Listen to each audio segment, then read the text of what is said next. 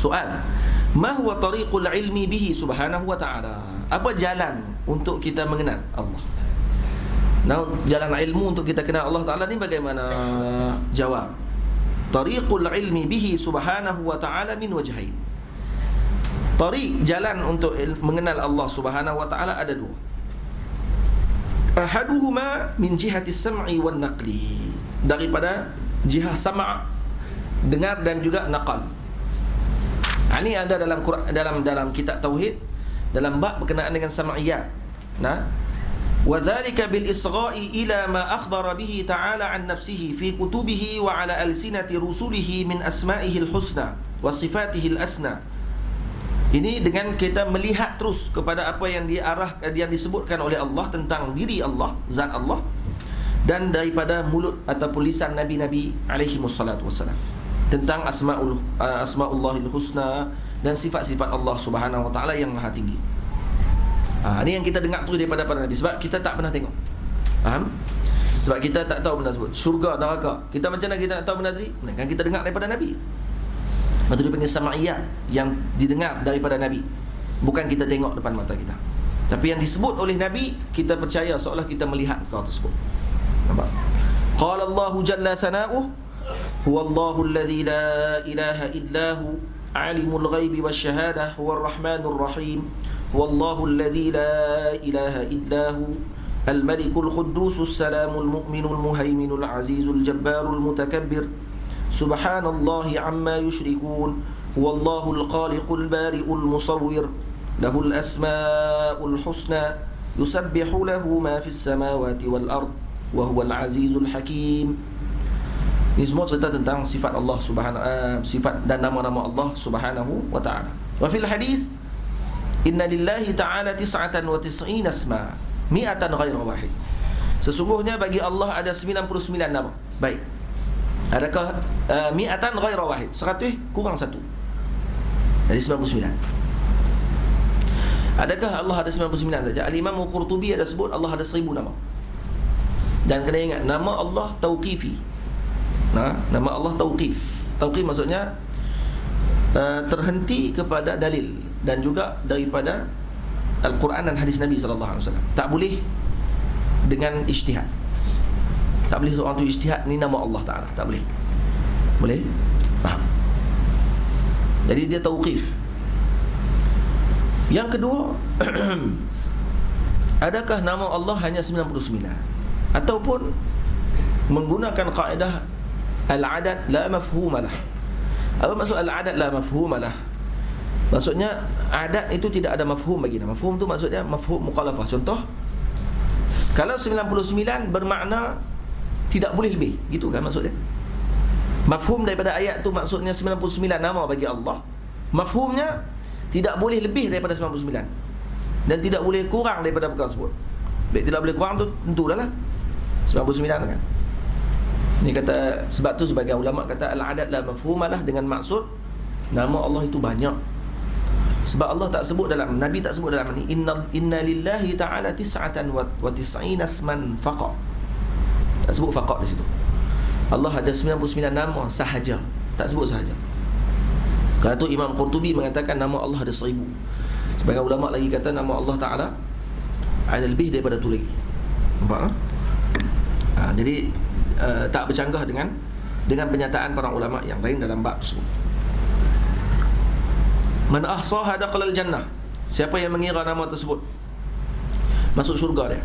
Huwallahu alladhi la ilaha illahu ar-rahmanur rahim al-malikul quddusus salamul mu'minul muhaiminul azizul jabbarul mutakabbir al-khaliqul bari'ul musawwirul ghaffarul qahharul wahhabur razzaqul fattahul alimul qabidul basitul khafidul rafi' al-mu'izzul mudhillus sami'ul basirul hakamul adlul latiful khabirul halimul azimul ghafurul syakur al-aliyyul kabirul hafizul muqitul hasibul jalilul karimul raqibul mujibul wasi'ul hakimul wadudul مجيد الباعث الشهيد الحق الوكيل القوي المتين الولي الحميد المحصي المبدئ المعيد المحيي المميت الحي القيوم الواجد الماجد الواحد الصمد القادر المقتدر المقدم المؤخر الأول الآخر الظاهر الباطن الوالي المتعالي البر التواب المنتقم العفو الرؤوف مالك الملك ذو الجلال والإكرام المقسط الجامع الغني المغني المانع الضار النافع النور الهادي البديع الباقي الوارث الرشيد الصبور.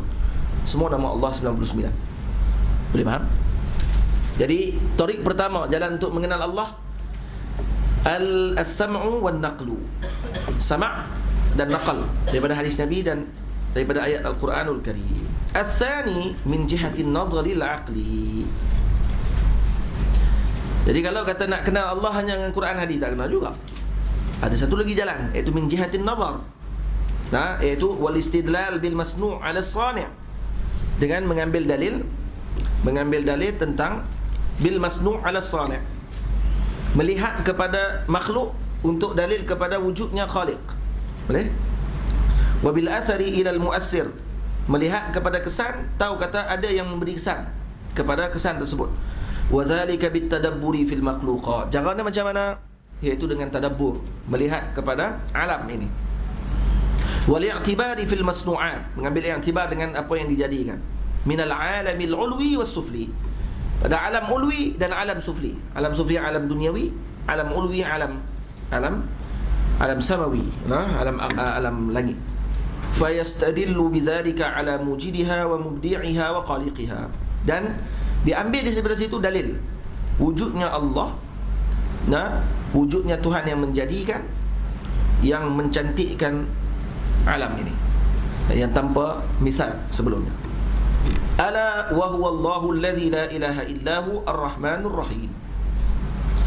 Qala ta'ala inna fi khalqis samawati wal ardi wa ikhtilafil layli wan nahari wal fulki allati tajri fil bahri bima yanfa'u an-nasa wa ma anzala Allahu minas sama'i min ma'in fa ahya bihi al-arda ba'da mautiha wa batha fiha min kulli dabbatin wa tasrifir riyahi was sahabi wal musakhkhari bayna as-sama'i wal ardi la ayatin liqaumin ya'qilun. Cuba tengok, la ayatin liqaumin ya'qilun. Maksudnya orang yang berakal, dia akan fikir tentang kewujudan alam ini. Dalil Allah sendiri mengiktiraf orang yang berakal dengan fikir mereka terhadap alam. Dia tengok alam, tahu dalil wujudnya Allah Subhanahu wa taala. Ini menafikan sebahagian pihak yang menolak terus dalil akal. Dan kata ahli sunnah wal jamaah ni pula pok akal. Ni semua nak guna akal semua. Habis itu seakan-akan dia nak nafikan juga ayat Allah yang suruh kita guna akal untuk kita berfikir tentang masnu'atillah subhanahu wa ta'ala. Boleh? Bukan fikir tentang sani'. La tatafakkaru fi zatillah, tafakkaru fi khalqillah. Nampak? Jadi ini salah dengan faham sebahagian puak ni. Dalil kata mereka ni tidak isti'ab dengan ilmu dan tidak belajar dengan guru. Kalau tu jadi macam tu. Lepas tu fahaman orang yang tidak belajar dengan guru ni, dia akan jadi muttarib. Dia akan jadi bercampur aduk dan juga belagah di antara pengetahuan dia dengan pengetahuan dia yang lain. Akhirnya dia akan pening seorang-seorang dia. Baiklah. Nanti kita akan tengok lagi kepeningan mereka di belakang. Hasil kepeningan itulah keluarnya istilah macam-macam kepada umat Nabi sallallahu alaihi wasallam. Ahli syirik, ahli bid'ah, kata-kata disebut kepada umat Nabi yang jumhur ni. Wa kadzalika bin nazar ila ahwalin nafsi wa mashtamalat alaihi kama jaa fi qawli ba'dihim man arafa nafsahu wa arafa rabbah. Begitu juga dengan melihat kepada ahwalin nafs, kepada ahwal peribadi, jiwa kita. Sebab tu disebut oleh sebahagian wali, man arafa nafsahu faqad man arafa nafsahu arafa rabbahu. Nah. Jadi ini bukan kalam Nabi sallallahu alaihi wasallam. Nampak tak? Ini bukan kalam Nabi sallallahu alaihi wasallam. Ini bukan hadis. Betul Syekh sebut qauli ba'dihim. Bukan kalam Rasul sallallahu alaihi wasallam. Ala kulli hal maknanya tepat.